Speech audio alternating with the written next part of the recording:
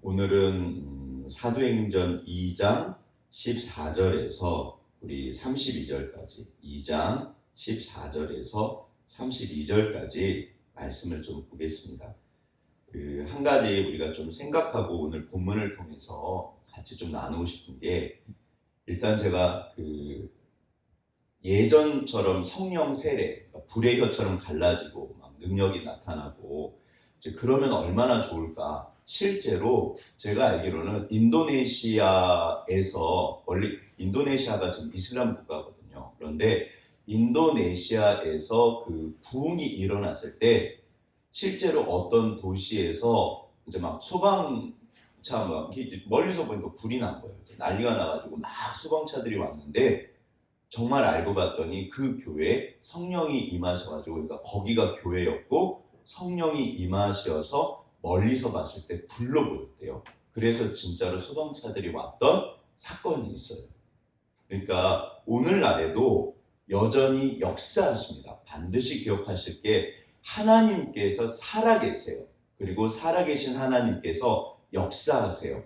단 차이가 뭐냐면, 시대마다 상황마다 사람마다 다르게 역사하세요. 그러니까 이 시대에 맞는 하나님의 역사가 동일하신 하나님께서 동일하게 역사하시고, 그리고 그것이 우리는 알 수 없지만 사실 우리가 전부 알 수 없잖아요. 그러나 그것이 하나님의 최선이시라는 거예요. 그리고 또 한 가지는 어제 나눴던 것처럼, 그러면 눈에 보여야지만, 귀에 들려야지만 하나님께서 살아계신 것을 알 수 있냐?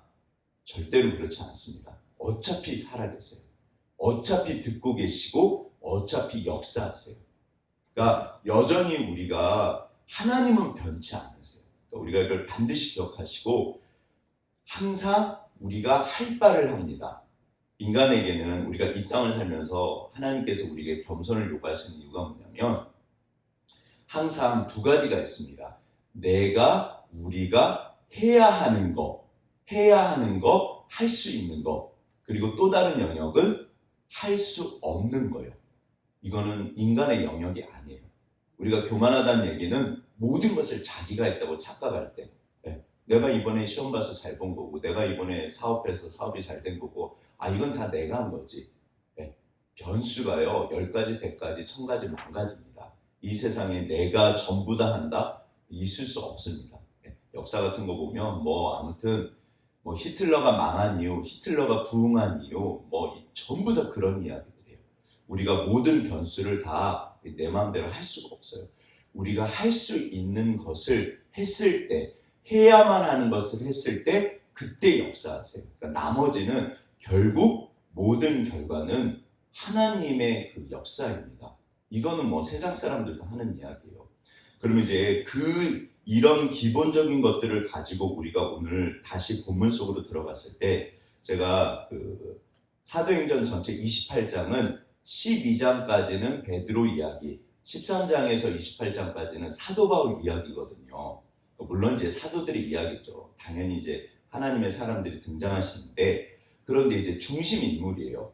공통점이 뭐냐면, 베드로의 설교가 오늘 본문에 등장하는데, 13장 본격적으로 사도 바울이 이제 사역하시기 시작할 때 사도 바울의 설교가 있어요. 그러니까 베드로의 설교, 사도 바울의 설교. 베드로를 통한 하나님의 성령의 역사, 성령 행전, 결국 성령께서 하신 거잖아요. 그러니까 베드로를 통해서 하신 성령의 역사, 사도 바울을 통해서 하신 성령의 역사, 똑같으면서 다릅니다. 빨주노초 파남보, 그러니까 언제나 똑같으세요. 그때도 여전히 하나님께서 하셨고 지금도 하나님께서 하세요.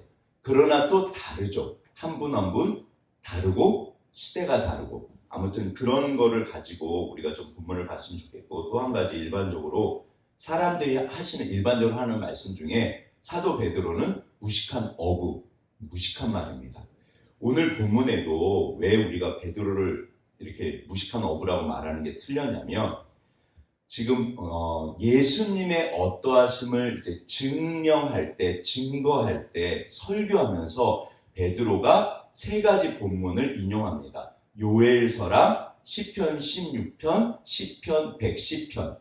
그런데 이제 보세요. 성령께서 임하시면 맞잖아요. 그건 정말 큰 은혜인데 단지 성령께서 임하셨더니 이전에 몰랐던 이런 요엘서 본문과 시편 16편, 시편 110편을 읽어본 적도 없고 들어본 적도 없고 뭐 전혀 몰랐는데 성령이 임하셨더니 줄줄줄줄 그렇게 말을 할까요?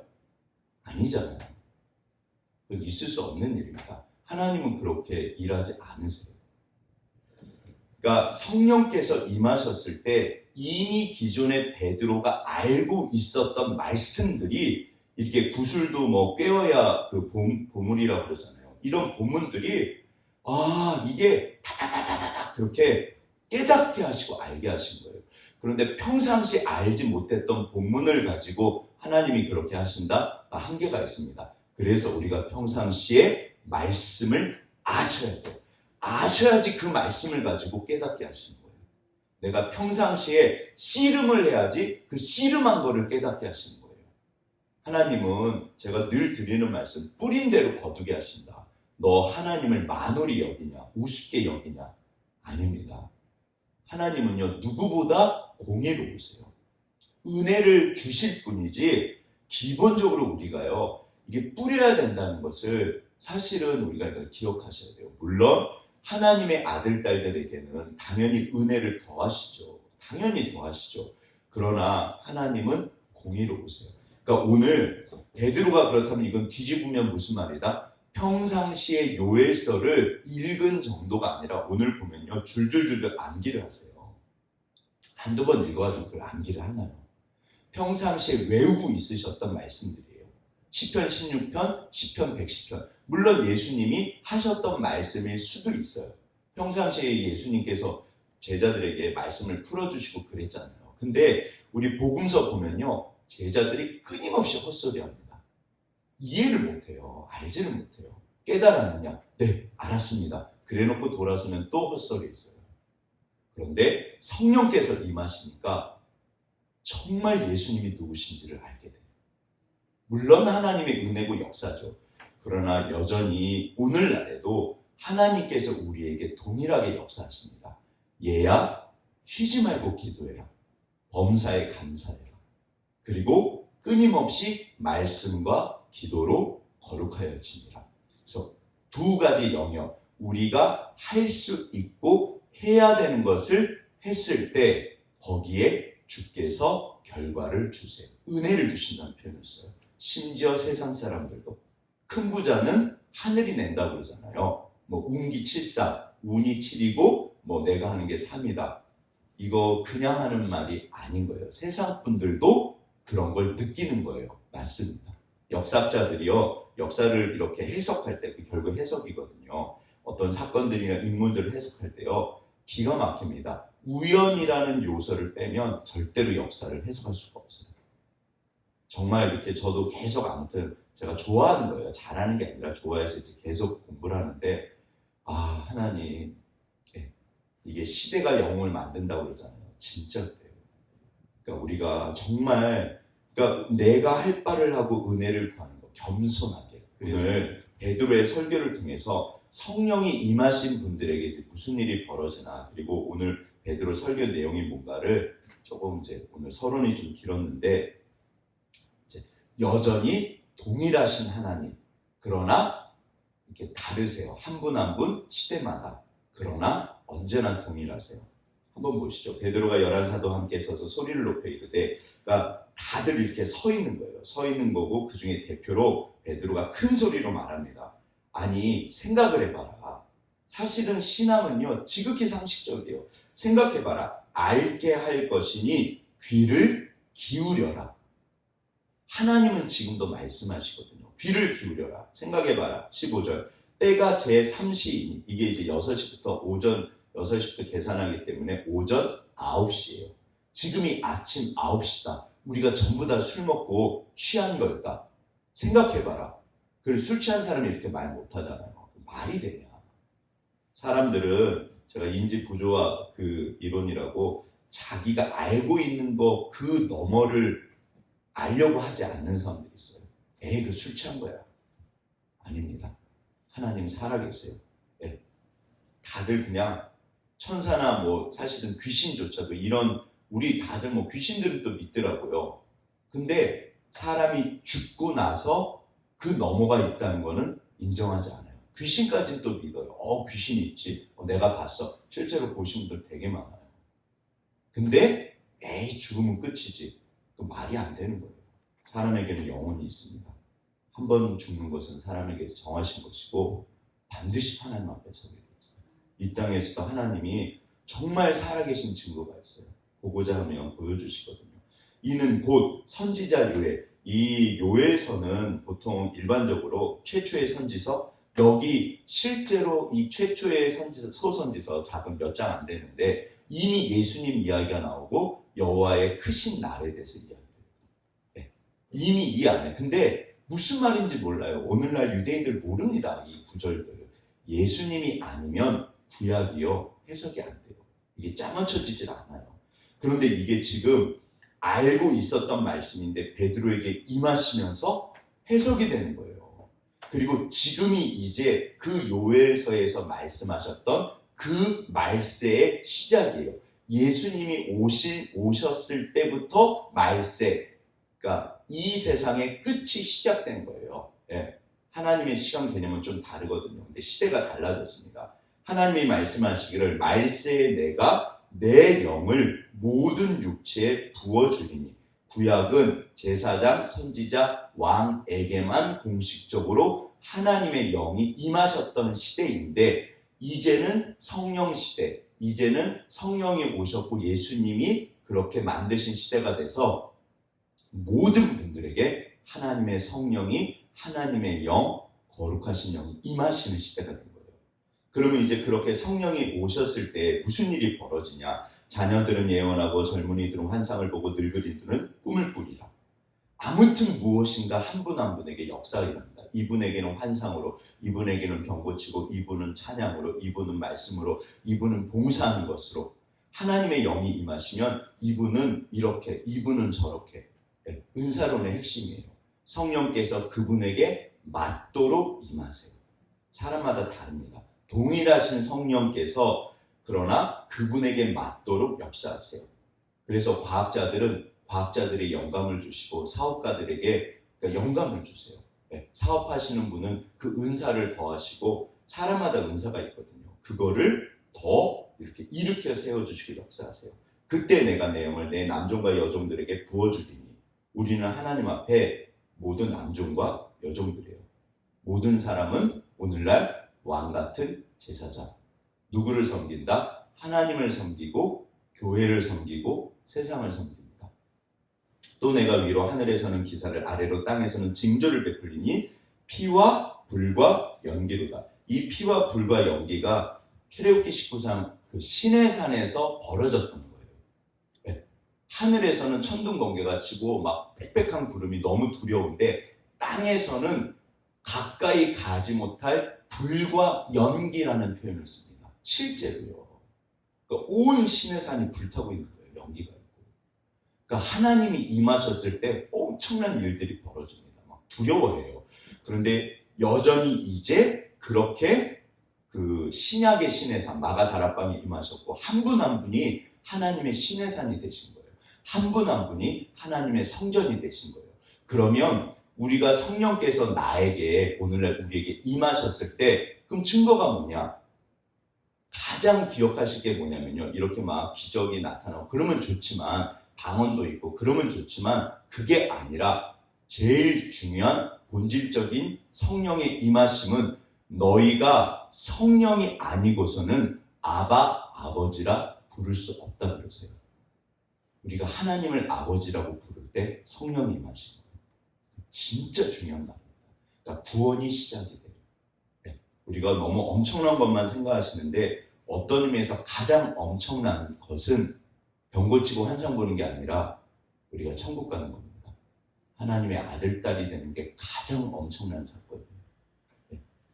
그 일이 이루어지거든요. 그러면서 한 분 한 분에게 맞는 그분의 소명과 그분의 은사 따라 그분의 재능, 그러니까 세상에서는 재능이라고 하잖아요. 카리스마가 선물이라는 뜻인데 한 분 한 분에게 맞추어서 성령께서 역사하세요. 모든 분들에게 전부 하나님이 임하십니다. 오늘날 성령 시대.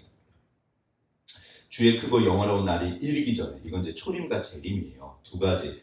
구약 선지자들은 몰랐어요. 해가 변하여 어두워지고 달이 변하여 피가 되리라. 누구든지 주의 이름을 부르는 자는 구원을 받으리라. 아멘. 그러니까 우리는 눈에 보이고 들리고 이런 거를 사실은 중요하게 생각하는데, 물론 중요하죠. 아닙니다. 구원이 가장 중요해요. 그래서 천국에 못 가면 아무런 의미가 없잖아요. 성령께서 임하셨을 때 하나님을 만날 수 있고 아버지라고 부릅니다. 구원을 받아요. 누구든지 주의 이름을 부르는 자에게 구원을 주신다. 그러면서 이제 요엘서 인용하면서 이걸 이제 해석을 하세요. 22절. 그러니까 성경 본문을 우리가 오늘날에도 성경을 읽으실 때 읽으시고 해석이 돼야 돼요. 설교라는 게 뭐냐면 공예배의 공적인 해석이에요. 성경 본문을 풀어가는 거예요. 이거 절대로 잊으시면 안 돼요. 이스라엘 사람들의 이 말을 들으라. 너희도 아는 바와 같이 하나님께서 나사렛 예수로 큰 권능과 기사 표적을 너희 가운데서 베푸사 너희 앞에서 증언하셨다. 오늘날에도 증언하고 증거로 하나님 살아있는 증거들이 하늘의 별처럼 많습니다. 왜 모른다? 관심이 없어서 그래요. 그러면 눈이 감겨요. 23절. 그가 하나님께서 정하신 뜻과 미리 하신 대로 내준 바 되었거늘 너희가 법 없는 자들의 손을 빌려 못 박아 죽였다. 세계 3대 법은요, 그 함무라비 법전이랑 로마법이랑 나폴레옹 법전입니다. 그럼 로마법은요, 사실 로마법은 자연법이라고 진짜 중요하거든요. 법이 있는 거예요. 왜 법이 없다고 그럴까요? 하나님의 법이요. 하나님의 법이요. 법 없는 자들의 손을 빌려 죽였다. 맞습니다. 24절. 하나님께서 그를 사망의 고통에서 불어 살리셨으니 이는 그가 사망에 매여 있을 수 없습니다. 사실 부활이라는 개념 자체를 구약에서 잘 몰라요. 이게 부활이라는 개념 자체가 구약에 잘 안 나타납니다. 그런데 지금 베드로가 예수님을 만나고 나서 성령께서 임하시니까 구약이 술술술술 풀리는 거예요. 그래서 유대인들은요, 절대로 풀 수가 없어요. 모릅니다. 알 수가 없어요. 비밀이에요. 그런데 우리는 다른 거예요. 25절, 시편 16편이거든요. 다윗이 그를 가리켜 이르되 내가 항상 내 앞에 계신 줄을 배웠으며, 제가 코람데오 존전의시 내 앞에 계신 하나님, 이게 교회사에서 가장 중요한 그 개념 중에 하나예요. 보이지 않아도 그냥 쉽게 생각하시면 돼요. 지금도 하나님께서 내 앞에 계실까요? 안 계실까요? 당연히 계십니다. 보고 계시고 듣고 계세요. 그런데 어떤 분들은 그거를 느끼는 거고 어떤 분들은 그거를 이렇게 끊임없이 묵상하는 거예요. 맞아, 하나님께서 내 앞에 계시지. 맞아, 하나님께서 내 앞에 계시지. 다윗에게만 특별히 그 앞에 계신 게 아닙니다. 임마누엘, 예수님의 이름이 임마누엘이잖아요. 주께서 너희와 함께 하신다. 공식적으로 내가 너와 함께 한다. 절대로 떠나지 않으세요. 어차피 보고 계시고 어차피 알고 계세요. 그럼 왜 우리는 모를까요? 관심이 없어요. 내가 돈만 보고 살고 사람만 보고 살고 권력만 보고 살고 세상 것만 보고 살아요. 그럼 그분 눈에는 그것만 보여요. 이게요, 진짜 성경에서는 들을 게 있는 자는 들을지어다. 관심이 없으면요, 보이지 않습니다. 사람이란 존재가 원래 그래요. 근데 그래서 지혜로우면서도 어리석은 거예요. 평생 그것만 보고 사신 분들은 위대하세요. 워렌 버핏 얼마나 위대해요. 그분은 하나님께 관심이 없습니다. 누구보다 현자 맞으세요. 워렌 버핏 진짜 대단하세요. 네. 그러나 하나님을 보지 못해요. 관심도 없고 알지 못해요. 그러니까 저는 세상 분들을 함부로 욕하면 안 돼요. 그러나 하나님 왜 저분 눈에는 안 보이시죠? 마음이 없고 관심이 없으세요. 그러니까 내 앞에 항상 내가 계신 줄을 배웠으며, 우리가 교회를 다녀도요, 이거를 하나님을 붙잡으라. 온전케 하시는 이인 예수를 바라봐라. 히브리서 주제요. 오늘도 우리가 주님을 볼 수 있고 봐야 합니다. 요동하지 않게 하교회 내 우편에 계시도다. 아멘. 우리 교 다 아멘이잖아요. 주님을 붙잡으셔야 돼요. 집중하시고 보셔야 돼요. 네. 끊임없이 우리가 결혼 반지처럼 우리 결혼 반지 끼고 내가 결혼했지. 이거 신경 안 쓰면 반지를 꼈는지 뺐는지 시계를 찾는지 어떨 때는 제가 한 번은 안경을 꼈는데도 안경을 찾고 있더라고요. 우리 많이들 그러세요. 네. 몰라요. 이게 너무 익숙하면 까먹고 살아요. 주님은 끊임없이 붙잡아야 돼요. 주님을 붙잡으셔야 돼요. 이거 생각보다 쉽지 않습니다. 근데 아무튼 다윗에게 물론 특별한 은혜를 주신 거죠. 그러므로 내 마음이 기뻐하였고 내 영혼도 즐거워하였고 내 육체도 희망에 구하리니 이 이는 내 영혼을 음부에 버리지 아니하시며 주의 거룩한 자로 썩음을 당하지 않게 하실 것이니로다. 이 말씀이 예수님에 대한 말씀인지 누가 알아요? 아무도 몰라요. 누구만 안다? 다윗 본인만 아셨던 거예요. 그것도 성령 충만함으로 본인도 모르게 예언하신 거예요. 그러니까 우리가 때로는 성령에 사로잡혀서 나도 내가 알지 못하는 말들을 막 할 때가 있어요. 대제사장 그 악한 인간이 한 사람이 온 민족을 위해서 죽는 게 맞지 자기가 해놓고도 무슨 말인지 모릅니다. 그러나 성령은요 인격적이시기 때문에 그렇게 하지 않으세요. 특별한 때 특별한 이유로 그렇게 하시지만 언제나 그렇게 나도 모르게 랄랄랄랄랄 그렇게 막 이렇게 내가 막 무슨 말인지도 모르고 한다? 그렇지 않습니다. 깨닫게 하시고 알게 하세요. 오늘 베드로는 이 말씀을 물론 성령에 사로잡혀서 하셨지만 알고 하신 말씀이에요. 이게 깨달아 알게 되는 거예요. 이게 이 말씀이었구나. 물론 특별한 말씀이시죠. 물론 특별해요. 그러나 여전히 우리에게도 동일하게. 그래서 오늘날 우리가 끊임없이 말씀을 읽고 묵상하고 주님 앞에 구합니다. 반드시 기도하시고 말씀 보시는 거예요. 하나님 이 말씀을 깨달아 알게 하세요. 어제 봤던 말씀이고 작년에 봤던 말씀이고 평생 봤던 말씀인데 오늘 새로워요. 날마다 새롭습니다. 사실은 날마다 새로워요. 주께서 생명의 길을 내게 보이셨으며 주 앞에서 내 기쁨이 충만하게 하시로다 하였으므로 이제 보세요. 이걸 또 해석합니다. 29절 형제들아 내 조상 다윗에 대하여 담대히 말할 수 있으니 다윗이 주고 장사되어 그 묘가 오늘날까지 우리 중에 있도다. 당연히 다윗은 계시죠. 그런데 그는 선지자라. 다윗은 선지자였습니다. 하나님이 이미 맹세하사 그 자손 중에 한 사람을 그의 앉게 하리라 하심을 알고 이게 이제 사무엘하 7장의 다윗 언약인데 이 다윗 언약을 가지고 예수님이 오신 거예요. 네. 이거는 일반적으로 많이들 이야기하세요. 근데 이 당시에는 알고 계셨다, 모르고 계셨다? 이 당시에 몰랐습니다. 베드로가 이거를 그러니까 평상시에 알고 있었던 말씀을 성령의 역사는 깨닫게 하시는 거거든요. 네. 이 짧은 시간에요. 그러니까 묵상하시고 외우고 계셨어요. 알고 계셨어요. 미리 본 거로 여기 보면 봤다는 표현을 써요. 미리 본 거로 누구를 그러니까 다윗은 예수님을 보셨다 못 보셨다? 보신 겁니다. 실제로 구약에 보면 예수님 보신 분들이 생각보다 굉장히 많으세요.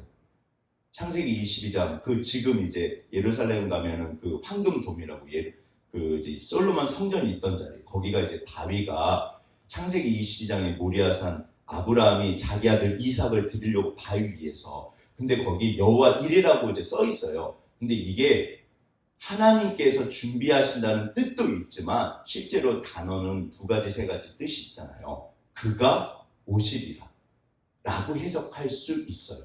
실제로 예수님께서 아브라함은 내가 내 때를 미리 봤다라는 표현을 쓰십니다. 요한복음에 언제 보셨을까요? 창세기 22장 아브라함은 내 때를 보고 나를 보고 즐거워했는데 그랬더니 사람들이 돌로 쳐서 죽이려고 네가 무슨 나이 50도 안 되는데 헛소리를 하냐? 아닙니다. 그러니까 아브라함도 봤고요. 야곱은 예수님이랑 씨름했고요. 여호수아는 여호와 군대장관 예수님이시잖아요. 그러니까 모세도 전부 다 본 거예요. 근데 인자 같은 이가 다니엘도 봤어요. 와 인자 같은 이가 하나님 우편에 앉아 계시네. 사람의 아들 예수님이십니다. 그러니까 다윗도 예수님을 보신 거예요. 물론 100% 정확하게 몰라요. 그래서 주께서 내 주에게 주라는 말씀은 오직 하나님께만 쓰는 단어입니다. 근데 내 우편에 계신 주께. 그러니까 이게요, 전부 그러니까 예수님 이야기인 거예요.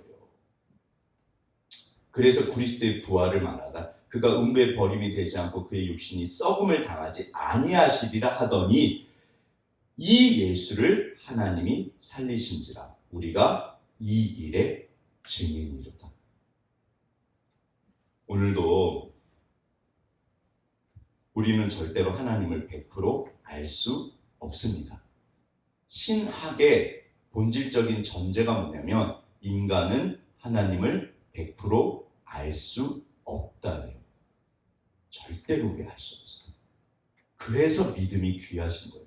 저는 어렸을 때부터 믿으면 천국 간다. 아니 믿는 게 너무 쉬운데 겨우 그거 가지고 천국 가나? 오직 세상을 믿음으로 이긴다. 아니 하나님 살아계신 거 다 믿는데 겨우 그까지 믿음 가지고 세상을 이기나? 진짜 그렇게 생각했어요. 근데 세월이 지날수록 믿음은요, 인간관계도 믿지 못하면 모든 게 깨집니다. 내가 아버지 어머니를 믿지 못하고 내 안에 내 남편을 못 믿으면 그건 의구증, 의처증이잖아요. 내가 사람을 믿지 못하면요, 지옥입니다. 물론 사람이란 존재가 100% 믿을 수 있는 존재는 아니죠. 하지만 내가 사람을 못 믿고 산다? 어떻게 살아요? 내 아들, 내 딸을 믿지 못한다? 내 친구를 못 믿는다? 끊임없이 의심한다? 하나님만이 100% 믿을 수 있으신 분이세요. 그러나 알 수가 없어요. 100% 알 수가 없어요. 그래서 믿음이 위대합니다. 내 생각에는 이게 상황이 말이 안 되는데 하나님은 끊임없이 얘야 네가 나를 믿냐 그러세요.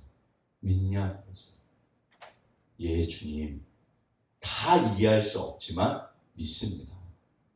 세월이 지나면 시간이 지나면 반드시 주님이 우리를 만족해 하시니까 말씀을 믿는 거고 하나님을 믿습니다. 나도 나를 어쩌면 내가 나를 100% 믿으면 안 되잖아요. 사람은 상황 따라 달라져요. 사람 어떤 면에서는 별거 아닙니다. 위대하지만 너무너무 귀하시지만 인간 별거 아니거든요. 주님, 우리가 주님을 붙잡고 주님을 믿습니다. 이 위대한 베드로가 또 조금 있다가 죄 짓고 우리 기도 안 하고 말씀 안 읽고 성령 충만하지 않으면요 넘어집니다. 우리는 그런 존재예요. 사람은 위대하지만 정말 약해요. 그래서 우리가 끊임없이 하나님을 붙잡는 정말 그거밖에 없어요. 이 위대한 다윗도 엄청난 죄를 짓잖아요. 그러니까 저는 죄인이 소망이고요. 그러게요, 주님. 다시 일어나고 다시 돌이키고 내 앞에 보고 나만 보고 얘야 너는 나를 믿냐. 우리가 오늘도 그러니까 말씀을 맺겠습니다. 두 가지 영역, 내가 할 수 있고 해야 하는 거. 어떤 상황이 됐을 때 너무 저 멀리를 보시면요 우리 못 살아요. 왜냐하면 이거 할 수가 없어요. 하늘에 있는 별을 어떻게 따요. 그러나 사다리를 놓고 하나하나 올라갈 수는 있잖아요. 사다리를 놓고요 하나하나 올라가는 거, 그게 위대한 거예요. 어느 날 우리가 별을 땁니다. 진짜요. 별을 따요. 얘야 말씀 믿고 하나님 믿고 내가 할 수 있는 거 하나하나 사다리 놓고 하나하나 올라가는 거예요. 그래서 우리가 겸손해져요. 아, 나는 최선을 다해서 하나하나 그냥 사다리를 밟고 올라갔는데 하나님께서 나에게 별을 주셨구나. 그래서 위대한데 그러나 인간은 절대로 별을 따는 존재가 아니거든요. 오늘도 그렇게 한 걸음 한 걸음 그러면 절망이 찾아왔을 때 그냥 이렇게 쉽게 생각하시면 돼요. 어차피 주님이 나를 붙잡고 계셔. 그러면 지금 당장 내가 할 수 있는 건 뭐지? 아, 그래. 그러면 당장 할 수 있는 거 하나님이 생각나게 하시고 깨닫게 하세요. 아침에 일찍 일어나. 밥, 식사 든든히 해. 직장에 출근해야지. 얘야, 너의 일상이 무너지지 않도록. 우리가 여전히 말씀과 기도 가운데 승리합니다. 성령 충만한 거예요. 주님만이 소망이시고 능력이십니다. 성령이 충만하면 반드시 똑같은 일들이 벌어져요. 지금도요. 오늘도 우리가 결국 내 마음이에요. 결국 내 마음. 옆 사람은 상황에 대해서, 사람에 대해서 우리 바꿀 수 없고요. 못합니다. 그건 교만이에요. 나도 내 마음을 마음대로 못하는데요. 그러게요, 주님. 우리가 오늘도 정말 주님 앞에 충만하시기를. 내일 또 보시죠. 베드로 정말 위대하신 분이세요. 절대 무식한 어부 아닙니다. 무식한 말이에요. 절대 그렇지 않아요. 베드로는 진짜 귀하신 분이셨어요. 거기에 성령이 임하셔서 위대해지신 거예요. 결국 하나님이 안 계시면 아무것도 안 해요. 나랑 우리가 그렇습니다. 기도하고 마치겠습니다.